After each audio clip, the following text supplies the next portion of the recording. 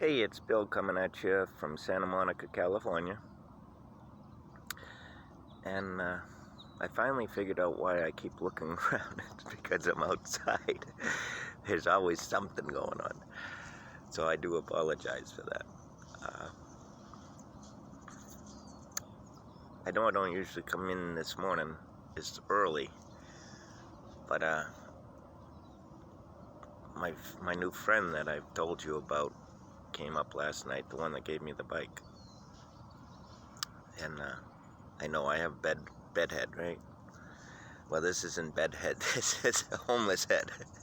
There's a big difference.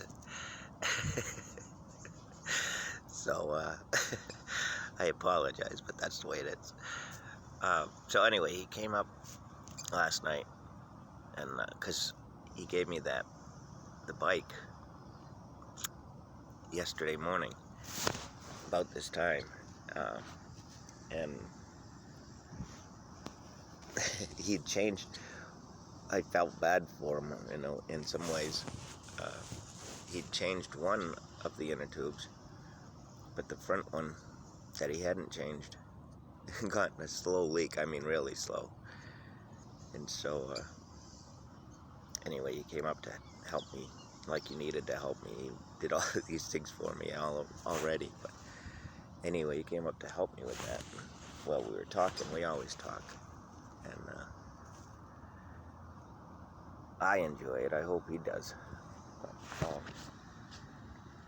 anyway, we got to talking about a few things. And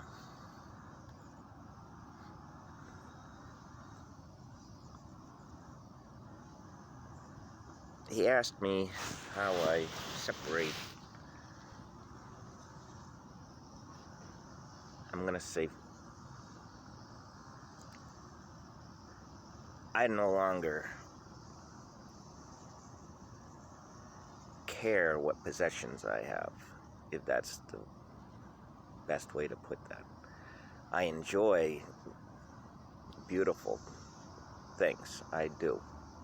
I mean, I've been around them my whole life. I know what they look like. I know how they work.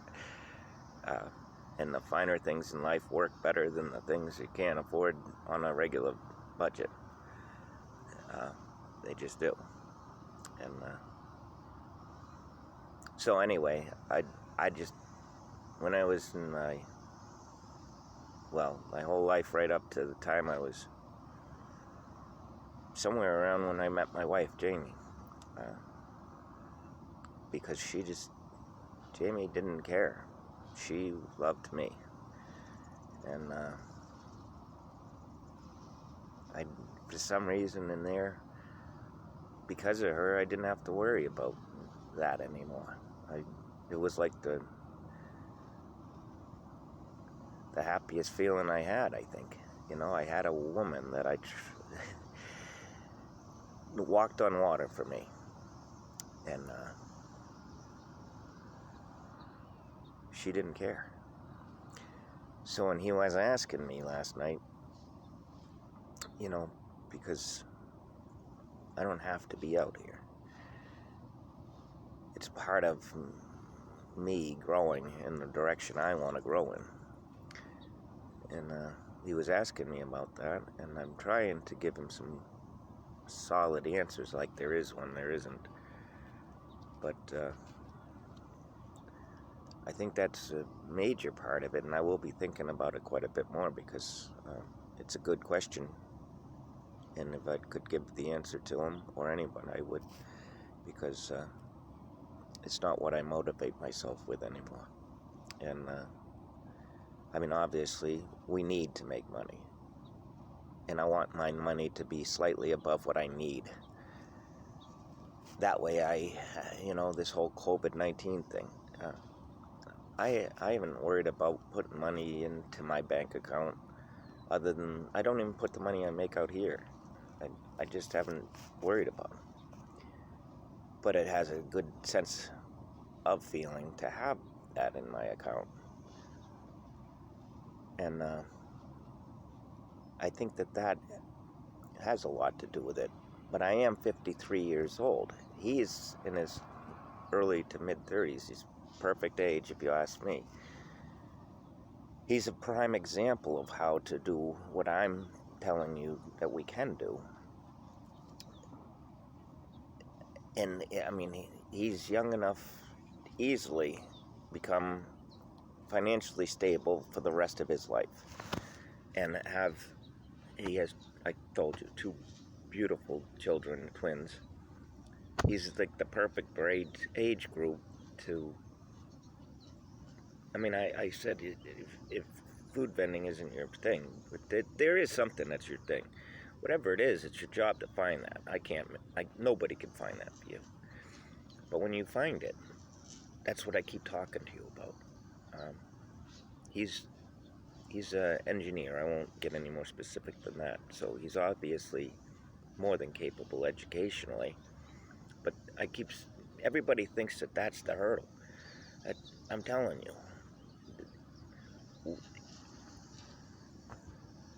if you can count,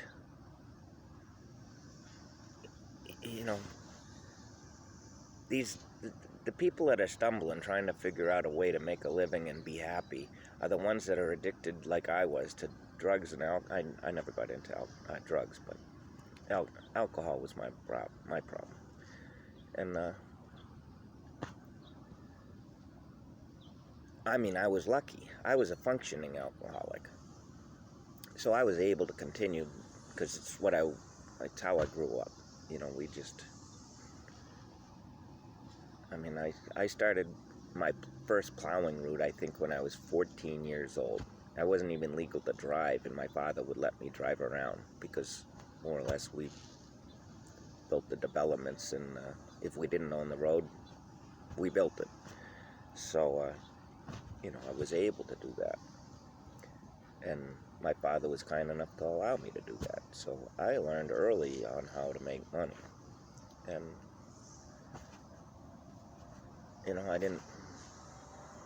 I never thought in my mind that, I got to make it. Well, that's a lie. I've always thought I should make $1 million. But I didn't think that I had to make it all at once. And I never got stressed over it. And funny enough is when I stopped worrying about how I was going to make the money and just started doing what I wanted to do, making money, I didn't even have to think about it anymore. It was that easy. I just enjoyed it so much. And I'm talking every business I've ever run, which is several, more than several. But every one of them was enjoyable to me. So, I had a restaurant, a salvage business, and a lawn service, a big one. My lawn service, this is how aggressive I was as a younger adult. My father lent me the money to start my lawn service. Gave me a truck, trailer. The kind of stuff not everybody gets, I'll give you that. But I know if I wanted it, I could find a way. And then, you can finance just about anything.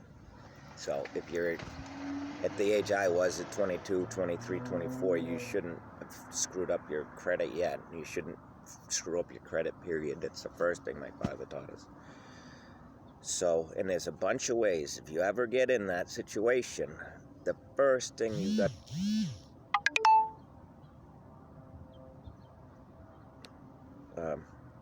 sorry. The first thing you got... I wonder if I can shut that off so it doesn't do that. So it interrupts me and I can't get back to where I was at. Anyway, that's why I continually stress to you so much. The last thing on this planet that you should ever have to worry about, the last thing, is money. And everybody worries about it. Well, let me ask you something real simple. When you're worrying about money, does anything go away? Does the stress that you're putting yourself and your family, because your family can feel it too, does that stress help them?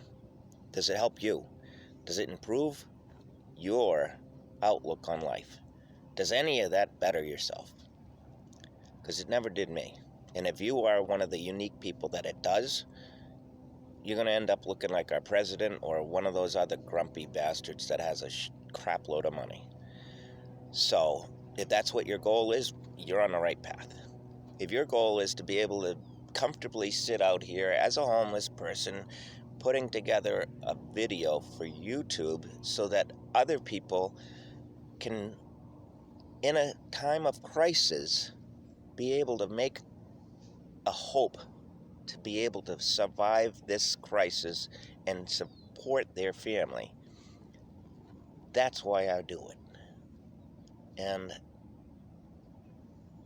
it's like I told you, if you can't live on $60,000 to $100,000 a year, then we got to have a real talk. But in Santa Monica, that's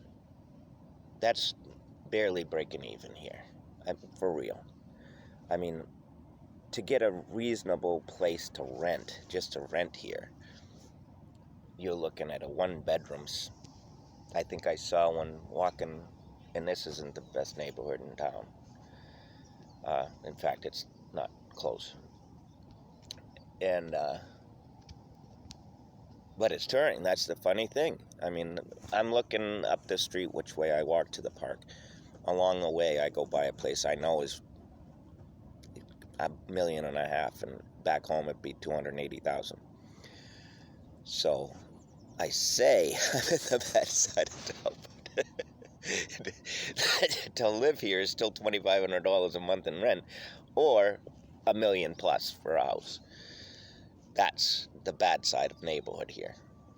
And so the $100,000 a year here may be more. Well, I know the $60,000 is break even. You're not at $60,000 a year in Santa Monica. You're probably putting a little bit into savings, but not what you need. I have a ratio. It should, the ratio that you use to buy your wife a diamond.